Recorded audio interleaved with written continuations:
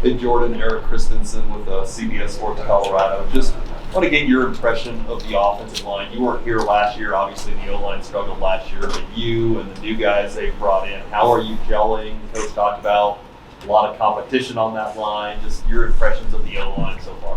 Yeah, my impressions on the O-line is actually, it's been very good. I'm playing with a lot of people with experience, a lot of people with veterans.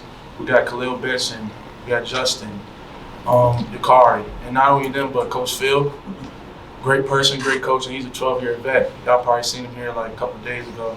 Who knows, but he knows his stuff, and this year's going to be different. Hey Jordan, Jay Schwab's DNVR. I just wanted to ask you more about Coach Robo, what it's been like working with him so far, what you learned from him the most. What I learned from him the most, he even when I do good, he finds something to pick out. You know, for him, it's not being the best right now, but the best in the long run, and hopefully better than him. 12-year vet, so he's very strategic, very technical, and he takes everything like very, very serious. Like the little things, those is what he looks for the most. And I think sometimes when you get like a big name guy, those little things kind of get overlooked. So with him, he doesn't overlook them. Hey Jordan, Ryan Alford, the other camera. How you doing? Coach was just saying that some of the guys last year maybe were not ready for the shine, but you're making your announcement on Fox. You're doing a lot of these things on social media. You seem to be ready for it. Do you like the spotlight of you? You seem to have embraced it. Do you enjoy that? The spotlight's actually kind of hard. Sometimes you get overwhelmed. I look at it as like a day-by-day thing. I don't really look forward, like, I'm in the spotlight this, or I can't wait to be on the news and stuff. I kind of just want to work. And then with working hard and with putting your dedication to the sport, like the spotlight, all the Instagram stuff, all that stuff kind of comes with it. So it does get overwhelming, and sometimes you got to embrace it, but sometimes you got to know when it's like, all right, it's time to lock in and put that stuff to the side. But it doesn't seem to bother you at all. You seem to handle it pretty Yeah, I mean, it's chill. Coming from IMG, we kind of prepare for all stuff like that. So, yeah, we're chilling. Yes, sir. Matt Smith, 104.3 The Fan. Nice to meet you. Nice to meet you, too. You could have gone pretty much anywhere you wanted to, right? You got offers all over, biggest schools, but you got the opportunity to come here, and now you're blocking for the potential #1 overall draft pick next season. That he will be. What does that fire you up a little bit more? That hey, look, I'm going to have the, you just talked about it's hard to be in that shine, but you will be. Does that fire you up a little bit more to say, hey, Shedeur is here, I'm going to come play and protect Shedeur? Me personally, whoever's behind in the quarterback position, I'm gonna block my butt off.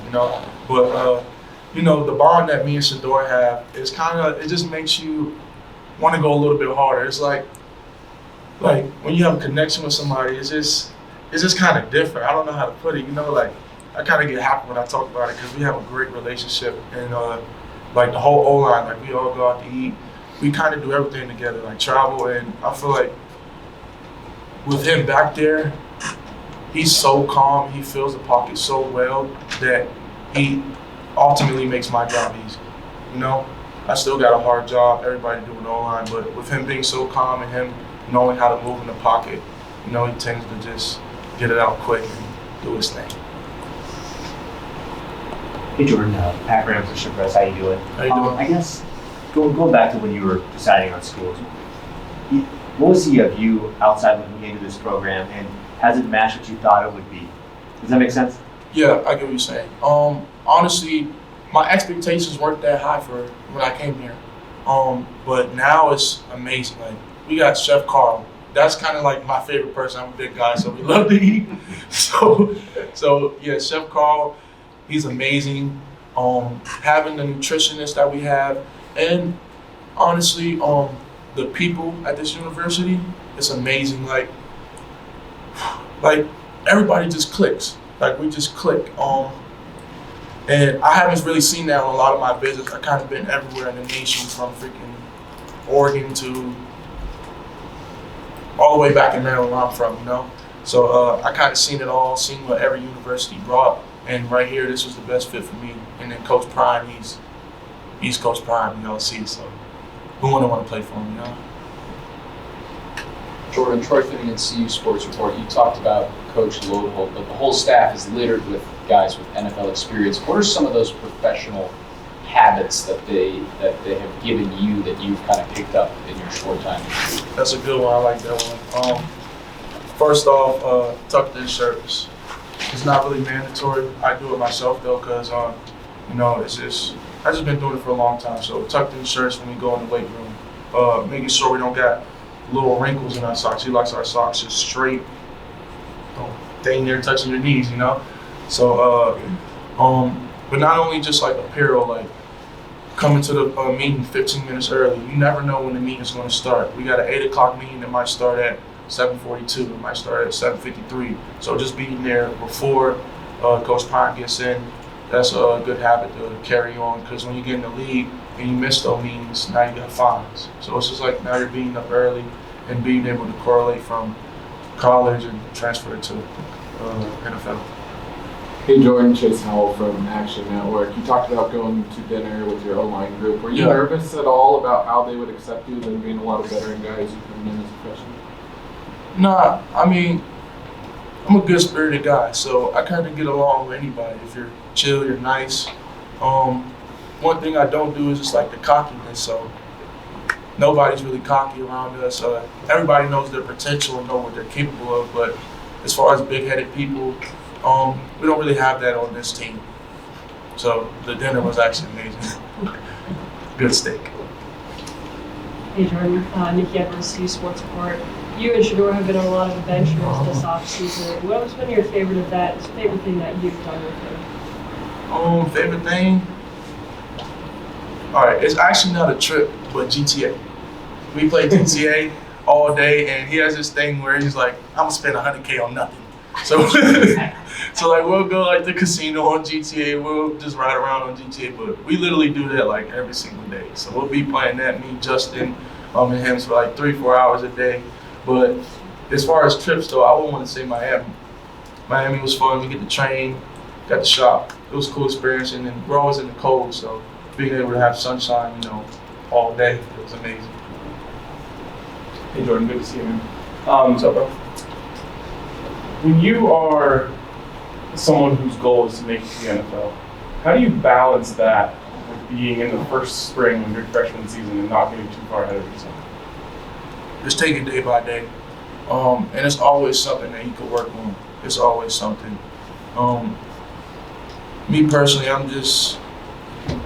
I got a long way to go. So when people trying to think on the big picture, they kind of miss the stuff in between to get to the big picture. So right now I'm just trying to make it through spring ball, just going day by day. And then in the long run, ultimately, my goal will be reached.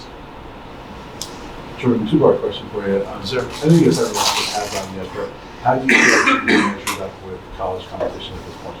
The game is faster, but Coach Mo in the weight room, he's getting me stronger. So, it's the same thing. You got better rushes, you got better inside moves, but having good feet, having good leverage, playing with good leverage, knowing when to punch, how to punch, what type of punch. Just the little things, just making sure that I know what type of set to take on this play, what type of angle to take. Everything, I was working out with some dudes in the league, and what they told me is just that it's a game about leverage and angles, taking the right angle, having the right leverage. You have no leverage, you have no power. So just knowing like the little things in the game could elevate your game to the ceiling.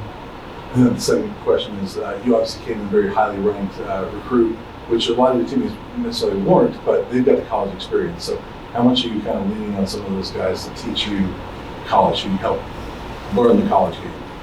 It's a difference from playing and not playing. Those guys been playing, probably 4 years, 3 years. Right tackle, been in the Big Ten, seen it all. So me and Khalil, we actually train. So he just gives me point of views of like in-game scenarios. So because he's seen it.